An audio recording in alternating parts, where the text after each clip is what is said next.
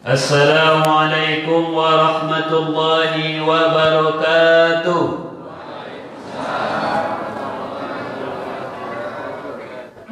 Alhamdulillahillazi ja'ala syahra Ramadan allazi unzila fihi al-Qur'an hudan lin-nasi wa bayyinatin minal huda wal furqan. Asyhadu an la ilaha illallah wa asyhadu anna Muhammadan abduhu wa rasuluh. La nabiyya ba'da amma ba'du. Subhanaka la ilma lana illa ma 'allamtana innaka antal alimul hakim. La haula wa la quwata illa billahil aliyyil azim. Yang sama-sama kita muliakan para habaib, para masyayikh, para alim ulama, nenek mama cerdik pandai. Yang sama-sama kita hormati Bapak Dewan baik provinsi, kota maupun daerah. Yang sama-sama kita hormati pengurus Masjid Muallimin beserta jajarannya. Kemudian yang sama-sama kita hormati tokoh masyarakat, Pak RW, Pak RT yang hadir pada malam hari ini. Kemudian para orang tua kami, bapak-bapak, ibu-ibu yang tak bisa kami sebutkan satu persatu. Mudah-mudahan kita yang berada di masjid ini selalu dalam lindungan dan rahmat Allah Subhanahu wa taala. Amin amin ya rabbal alamin. Bersyukur kita kepada Allah Subhanahu wa taala dengan mengucapkan alhamdulillahi rabbil alamin. Kemudian salawat dan salam untuk baginda Nabi besar Muhammad sallallahu alaihi wasallam. Untuk beliau marilah kita kirimkan salawat dengan mengucapkan Allahumma shalli ala sayyidina Muhammad wa ala ali sayyidina Muhammad. Assalamu alayka ya Rasulullah, assalamu alayka ya Habibullah. Bapak-bapak, ibu-ibu yang dirahmati oleh Allah Subhanahu wa taala, Deiko pertama kali kami datang ke Masjid Muallimin. Mohon izinkan kami perkenalan diri singkat terlebih dahulu supaya bekok berjumpa di luar, misalnya sedang menyapu, sedang bertegur. Nama kami Muhammad Wahidi. Kami berasal dari Kuntu Kampar Kiri Lipat Kain, sekampung dengan Ustadz Habib. Kami tinggal dari Sobi Ustadz Habib tadi di daerah Kubang Raya, Kasangkulim, Kebun Binatang. Tapi tidak dalam kebun binatang belum, itulah lain makhluk tu. Ada perumahan di daerah situ. Itu perkenalan dari singkat. Jadi acara waksa menjelang azan isya sekitar 20 menit lah waktu ambo untuk ceramah. Tidak lama-lama, tidak banyak-banyak kaji malam-malam. Bapak Ibu yang dirahmati oleh Allah Subhanahu wa taala, kita masih berada di bulan Syawal. Topiknya malam kelima boleh Syawal. Syawal itu apa? Syawal itu kita mengetahui selama kita hari raya Idul Fitri 1 Syawal. Sementara banyak di antara kita yang tak tahu apa itu Syawal. Syawal itu apa artinya, Bu? Syawal itu apa? Tetangga ambo di dekat rumah Ustaz. Syawal itu artinya meningkat. Kalau orang Arab menyebut Syawal itu meningkat. Ekor sapi ke bawah, ekor onta ke bawah, ekor kucing ke bawah, ekor kuda ke bawah. Ada satu ekor binatang yang menyulang ke atas, yang naik ke atas, yaitu ekor kalajengking. Bahasa Inggrisnya kalo-kalo. Jadi yang menjulang ke atas tu orang Arab menyebutnya Syawal. Maka Syawal itu artinya meningkat, bertambah. Maka di bulan Syawal itu apa yang mesti bertambah di bulan Syawal? Nah, kau tenangkan buat kaji. Pertama yang mesti bertambah di bulan Syawal yaitu adalah ibadah. Mesti meningkat ibadah awak di bulan Syawal itu. Kenapa ibadah yang mesti meningkat? Karena selama sebulan penuh di bulan Ramadan kota kita dilatih untuk beribadah kepada Allah Subhanahu wa taala. Mulai dari sembahyang 5 waktu sehari semalam sampai tambah malamnya solat tarawih, kemudian lanjut dengan witir, kemudian tadarus baca Quran, kemudian ditambah lo tahajud di tengah malam, maka itu semua merupakan ibadah. Maka mestilah di bulan Syawal itu meningkat ibadah kita kepada Allah Subhanahu wa ta'ala. Jangan selesai di Ramadan selesai lo ibadah, tak. Justru selesai Ramadan hendaknya meningkat ibadah kita kepada Allah Subhanahu wa ta'ala. Maka orang-orang tua kita dulu, mak nenek-nenek, ayah-ayah di kampung tu, kalau masalah ibadah pun ini memang nomor satu dia. Candu apa pun lah ponek badan, candu apa pun lah sibuk keadaan, inyo akan menomor satukan ibadah. Jangan sembahyang 5 waktu saya semalam lemak. Sembahyang tarawih saja 23 rakaat masuk witir. Itu ponuh dari malam pertama sampai malam terakhir. Ponuh masoji musola uang dulu. Kalau awak kini ponuh malam pertama sampai malam kelima. Tapi ini mualimin kau entahlah kak. Umbar tak pun nangis di gor. Mungkin ponuh aja sampai akhir ya Pak ya. Mudah-mudahan lah belok sangko aja buat ponuh sampai akhir. Kalau banyak masjid dulu tuh, masjid godang, masjid raya tuh Pak, itu yang ponuh malam pertama, kedua, ketiga, keempat, kelima. Seakan ponuhnya masjid itu di jamaah, ndak tahu di dalam lebar pasang tenda di luar tuh. Bapasang tenda di luar tuh supaya tamu jemaah. Tapi itu tadi lah sampai malam kelima ya mak. Malam ke-6 hilang yang di bawah tenda. Tenda-tenda hilang sekali. Kita pengurus angket je lah tenda, ada kata, takkan ada jemaah. Akhirnya lah kosong yang di bawah tenda, tinggal yang dalam masjid. Malam ke-10 tinggal nenek nan diintai dari malaikat maut. Semua atuk-atuk nan diintai dari malaikat maut. Sasap bui, tan belakang sasap. Malam kelima boleh, nenek yang sasap jadi tinggal berdua orang lah. Itu pun nampak yang diintai dari malaikat maut. Yang di depan itu adalah pengurus masjid, imam masjid, Pak RW, Pak RT, Ustadz penceramah, kemudian takbir masjid.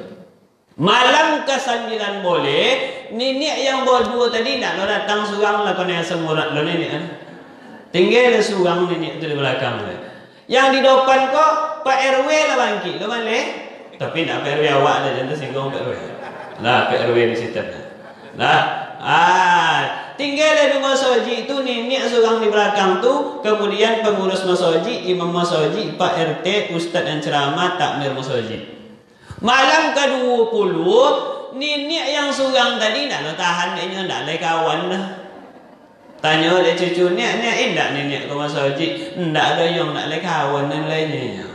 Akhirnya ndak ada datang nenek lah kosong jemaah ibu-ibu di belakang. Dan iko pernah ambo alami ketika ambo ceramah di masjid daerah Arifin Ahmad juga. Tapi nak mulia sabik nama masjid ira menjaga kode etik jurnalistik kata Ustaz Somad. Nah, lah yang penting kau lah yang di depan kau. Pak RT lah bangkit, lo malih. Nak Pak RT sekolah. Nah, jangan singgung Pak RT. Tinggal di masjid itu Pak Imam masjid, takmir masjid, pengurus masjid, Ustadz penceramah. Malam ke-22 pengurus masjid bangkit malih. Tinggal di masjid itu imam masjid, ustadz penceramah sama takmir masjid. Malam ke-23 ustadz penceramah mau datang. Jangan datang di situ nak ada jemaah nanya. Akhir nak datang ustadz penceramah tegorama. Tinggal di masjid itu imam sama takmir masjid. Malam ke-27 takbir masjid nak tahan nak pulang kampung raya ke amat. Izinlah takbir masjid tadi tinggal di masjid itu mak imam sebatang lurui. Inyo nazan, inyo qomat, inyo imam, inyo makmum sekali. Cuma de imam kurang taat beragama. Selesainya sembahyang isya tu pun diambil dia. Walaupun tak ada jemaah di masjid itu, tetapi dakwah agama kau tetap harus ditogakkan tu. Dihampai dengan suang di masjid itu. Assalamualaikum warahmatullahi wabarakatuh. Uang kosong. Tak lama setelah Pak Imam tu mengucap salam, lewat Pak RT dengan Pak pengurus masjid, sama-sama nak pergi ke kedai main domino. Dipanggil Pak RT kemari, lu kata pengurus. Apa Pak pengurus? Cuba tengok imam awak tu, katanya. Lah lama konai ni. Jangan sampai itu terjadi di masjid awak.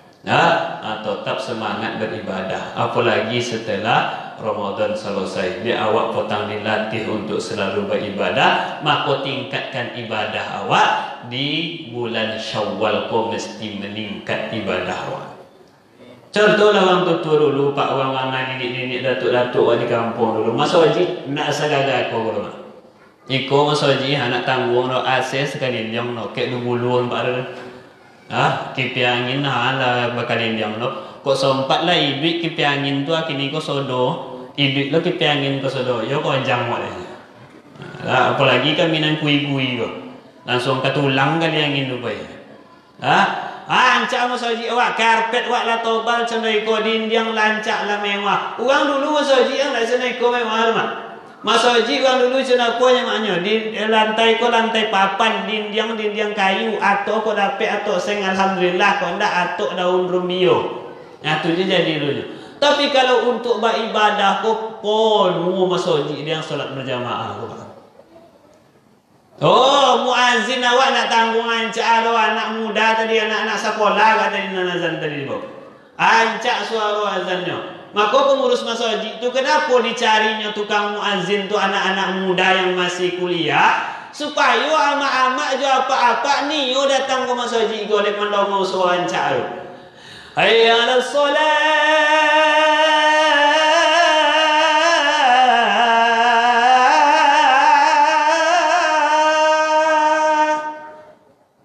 Mak di rumah, siapa lah nazan kau nak kata ancak suaranya.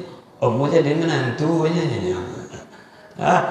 Akhirnya bakal jauh lah mak tu datang ke masjid, ditengok lah dia siapa nazan dia.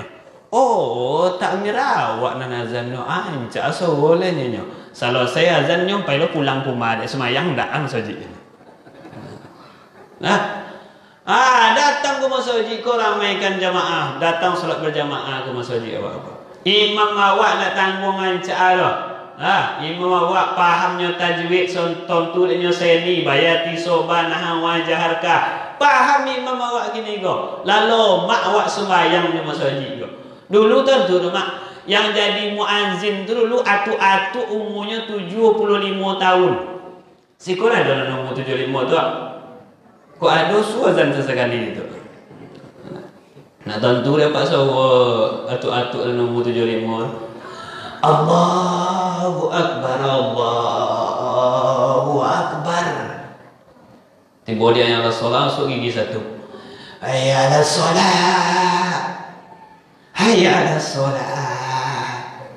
Tiba dia yang alal pala masuk gigi dua. Hayya 'alal pala. Lama lo batuk dah pada azan dah. Tapi walaupun macam tua-tua azan, yang tua-tua masuk masjid, yang apa-apa masuk masjid, nenek-nenek, amak-amak, anak bujang, anak gadis, sodo masuk masjid. Penuh masjid orang dulu dek solat berjamaah.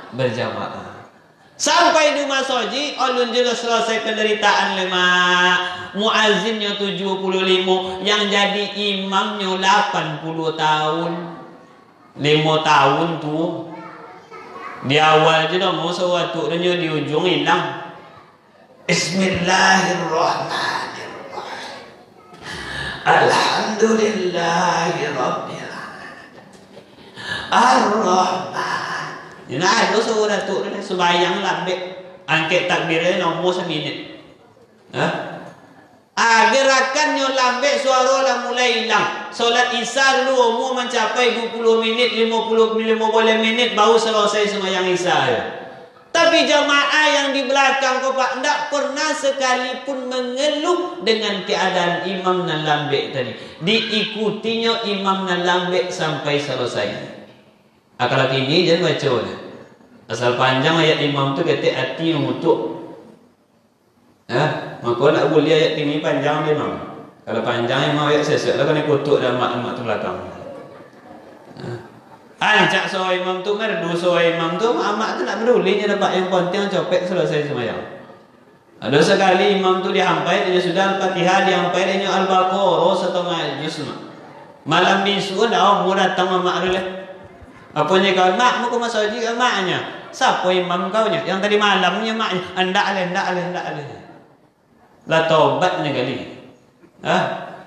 Aduh so imam tu ancak Bismillahirrahmanirrahim Alhamdulillahi Rabbil Alamin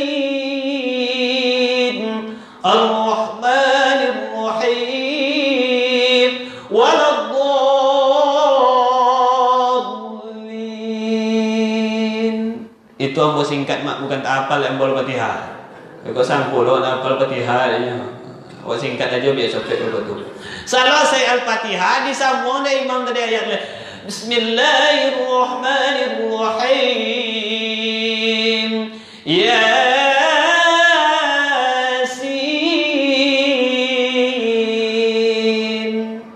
Apanya mak pandai lah Yasin lu ayat ni. Nah tahan nya mana mau Yasin dah. Dia ambil sajadah, dia pura-pura sakit bawi, pak dia sampai pulang.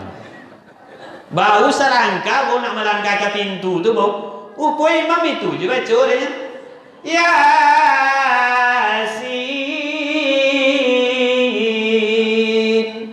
Allahu Akbar. Awak kata batal solat? Ikut tanda awak kini ikut ada sabar dalam ibadah. Maka sabar awak dalam ibadah. Awak lah dilatih di bulan Ramadan kota, maka mesti meningkat ibadah awak di bulan Ramadan. Tapi kalau pak imam-imam kini kau nak menenggang ke uang dah. Mentang-mentangnya habis Quran anak muda 30 juz ketikanya menjadi imam, ini tak peduli makmum yang di belakang ternyata membaca ayat sesuku hatinya aja. Sesuku hatinya aja yang membaca ayatnya, Pak. Tak dipadulin dari imam makmum yang di belakang tu. Padahal kata Nabi, kalau kau jadi imam solat berjamaah, fal yukhaffif, ringankan solatmu.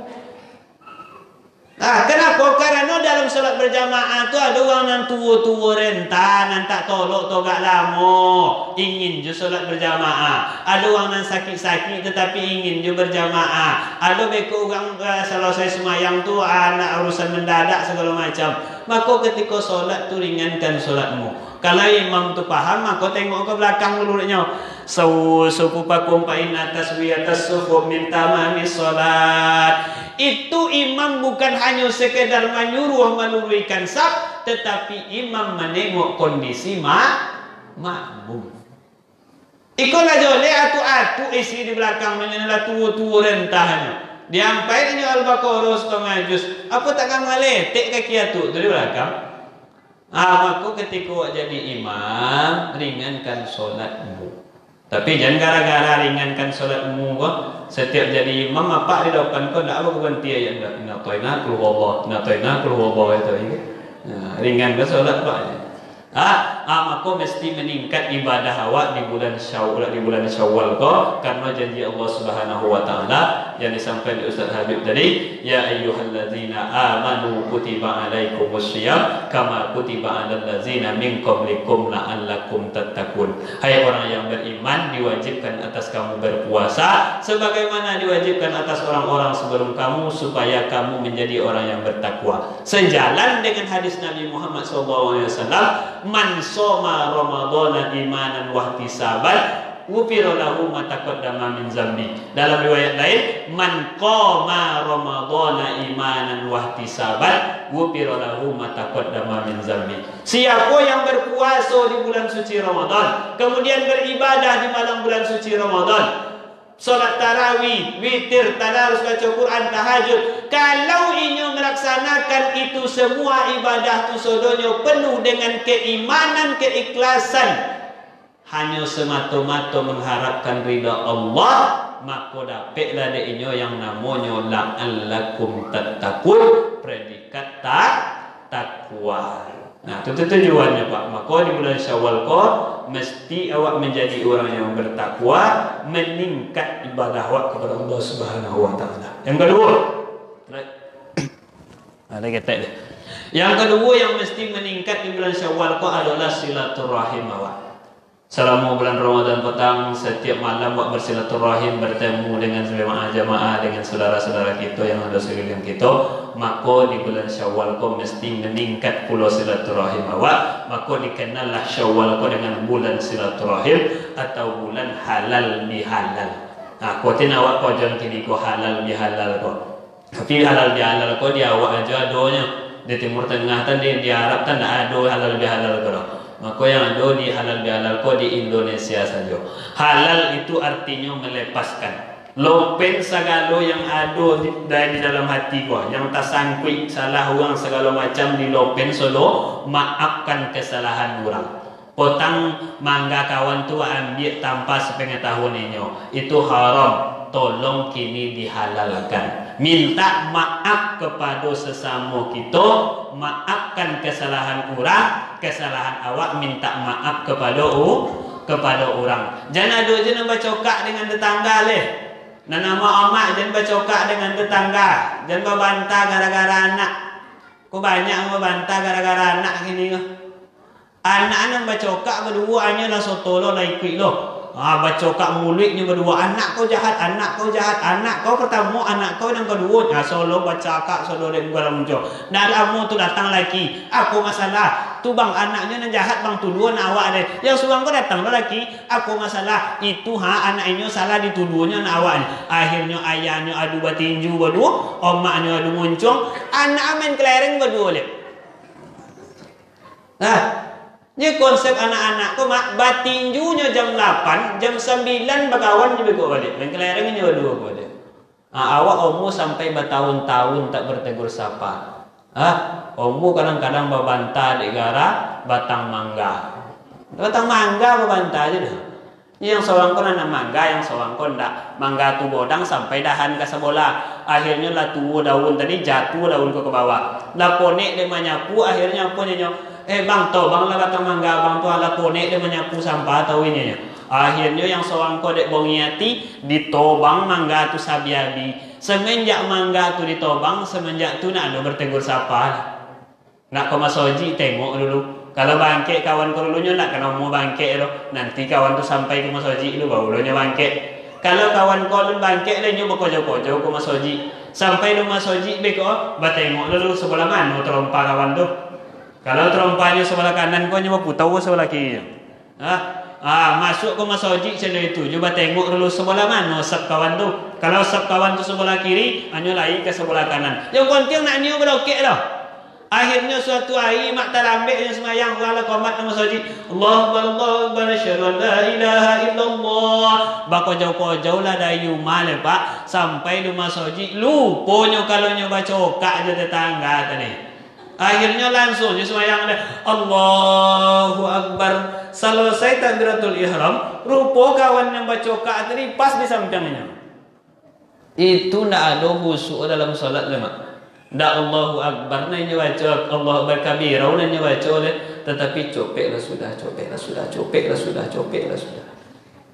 Jadi rusak ibadah awak tagat ndak baelok dengan tetangga. Nah imam di depan assalamualaikum warahmatullah, assalamualaikum warahmatullah. Kata imam nyanyinya bacokak dengan tetangga tadi assalamualaikum warahmatullah. Cik ke kanan salamnya langsung lari ke kiri nak pakai salam. Itu akibat negara tak berbuat baik dengan tetangga. Maka perbaiki hubungan awak dengan tetangga, silaturahim awak dipaelo. Kini waktunya awak saling minta maaf dan saling memaafkan. Maafkan kesalahan orang, salah awak minta maaf. Jangan aduh julenan babantan berkelahi segala macamnya.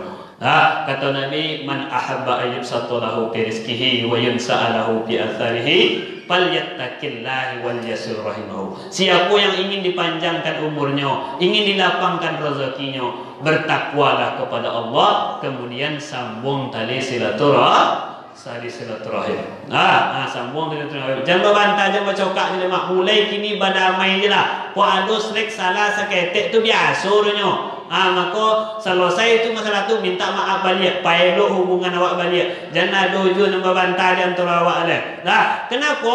Karena besok mak kalau awak terdapat musibah ataupun kemalangan, yang pertama sekali menolong awak siapa? Tetangga tadi itulah. Keluarga awak kan jauh di kampung 2 jam, 4 jam, 8 jam, 20 jam baru sampai ke Pekanbaru kau. Tetangga tanpa diminta, tanpa disuruh, nyo datang je ke rumah waktu masuknya ke rumah, ditengok ke belakang, nampak piring nan loda dicucinyo, nampak kain nan baserak dirapikannya. Contoh itu kalau awak baelok dengan tetangga. Tapi cuba berbantah juga dengan tetangga. Tangga depan lah bacokak lo, samping lah bacokak lo, kiri belakang lah bacokak lo. Ketika awak dapat musibah besok, dapat kemalangan, apanya tetangga dalam rumah dia, matilah situ. Maka oleh karena itu perbaiki hubungan silaturahim awak, sama-sama awak perbaiki hubungan awak sesama dengan tetangga awak. Jangan ada salah silap kata. Solonya lopen solo. Maafkan segalanya, jangan dojin dalam hati kau kalon solo. Karena kini banyak orang bisa memaafkan dari mulut saja, tetapi hati tak bisa. Mohon maaf lahir batin ya kak, mohon maaf lahir batin ya. Di mulut tapi dalam hati kau foto kau fitnah, tapi cek di mulut aja tapi dia tidak. Maka kini halal bihalal kau jadikan momentum untuk saling memaafkan. Buang sodo lopen sodo iriati dongki salah silap kata sodo dilopekan. Mari sama-sama kita saling memaafkan, dan mudah-mudahan insya-Allah kita bisa menjadi insan yang bertakwa yang dijanjikan oleh Allah Subhanahu wa taala. Karena di bulan Ramadan kita potonglah perbaiki hubungan dengan Allah, hablum minallah. Maka di bulan Syawal kita perbaiki hubungan dengan sesama manusia yang disebut dengan hablum minannas. Jadi ikulah yang dapat aku sampaikan kepada ulama iko, bukannya tak bisa berlama-lama, dia bakal tuisa masuk pula. Jadi kau ingin mengulang-ulang kaji atau menambah-nambah kaji, undanglah sekali lagi. Jadi mari sama-sama kita berdoa kepada Allah Subhanahu wa taala. Mudah-mudahan yang kita laksanakan pada malam itu diberkahi dan diridhai oleh Allah Subhanahu wa taala. Dan kita doakan juga semoga Ustaz Habibur Rahman bersama istri nanti mudah-mudahan Allah permudahkan segala urusannya dan Allah terlancarkan untuk ibadah hajinya, selamat poi, selamat pulang hendaknya, dan berkumpul lagi bersama-sama kita di situ. Amin amin ya rabbal alamin. Ila hadratin Nabi Mustafa Muhammad Rasulullah sallallahu alaihi wasallam wa ala alihi wa ashabihi wa zurriyyatihi wa ahli baitihi ajma'in wa li kaffatil anbiya'i wal mursalin, thumma ila arwahi abaina wa ummahatina wa ila arwahil muslimina wal muslimat wal mu'minina wal mu'minat min masyariqil ardi ila magharibiha, thumma khususan ala hadhihi niyati al-Fatihah. أعوذ بالله من الشيطان الرجيم. بسم الله الرحمن الرحيم. الحمد لله رب العالمين الرحمن الرحيم مالك يوم الدين. إياك نعبد وإياك نستعين اهدنا الصراط المستقيم صراط الذين أنعمت عليهم غير المغضوب عليهم ولا الضالين. آمين. نعوذ بالله من الشيطان الرجيم. بسم الله الرحمن الرحيم. الحمد لله رب العالمين والصلاة والسلام على أشرف الأنبياء والمرسلين وعلى آله وصحبه أجمعين.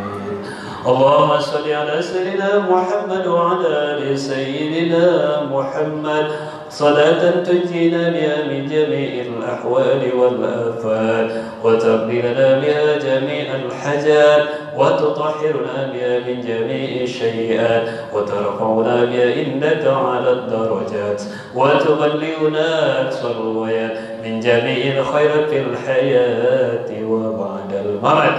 إنك سميع قريب مجيب دعوة ويا قاضي الحاجات. اللهم اغفر لنا ذنوبنا ولوالدينا وارحمهم كما ربونا صغارا. اللهم اغفر للمسلمين والمسلمات والمؤمنين والمؤمنات الأحياء منهم والأموات برحمتك يا أرحم الراحمين. اللهم إنا نسألك سلامة في الدين وعافية في الجسد وزيادة في العلم وبركة في الرزق وتوبة قبل الموت ورحمة عند الموت ومغفرة بعد الموت. اللهم حول علينا في شقرات الموت والنجاة من النار والعفو عند الحساب. اللهم أنزل الرحمة والنعمة والهداية والبركة والصحة والسلامة والمغفرة لهذه الجماعة مسجد معلم يا أرحم الراحمين. ربنا آتنا في الدنيا حسنة وفي الآخرة حسنة وقنا عذاب النار. وصلى الله على سيدنا محمد وعلى آله وصحبه وبارك وسلم. سبحان ربك رب العزة عما يصفون وسلام على المرسلين والحمد لله رب العالمين. تقبل الله منكم منا ومنكم تقبل يا كريم.